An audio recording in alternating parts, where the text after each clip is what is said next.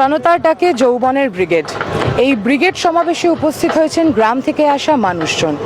আসুন এই তৃণমূল সরকার ও কেন্দ্রের বিজেপি সরকারের দুর্নীতির কথা শুনে নি তাদের মুখ থেকে।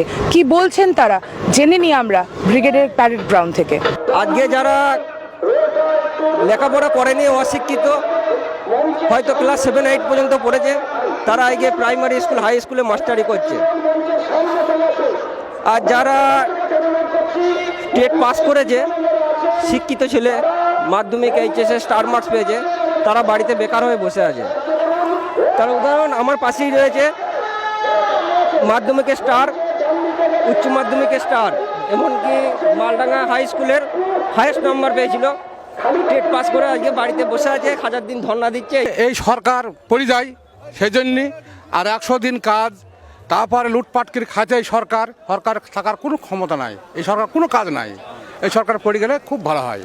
শুধু নির্বাচনটাই তো না, নির্বাচনটা একটা লড়াইয়ের একটা আঙ্গিক, একটা গণতান্ত্রিক লড়াইয়ের আঙ্গিক হতে পারে। কিন্তু তার মধ্যে যেই দাবিগুলো নিয়ে ভারতের গণতান্ত্রিক যুব ফেডারেশন আজকের এই মিটিংয়ে ব্রিগেডের অনুষ্ঠিত হতে চলেছে, তার একটা বিশাল তাৎপর্য এই মুহূর্তে ভারতবর্ষের যে কোনো যুব সংগঠনের থেকে খুব গুরুত্বপূর্ণ।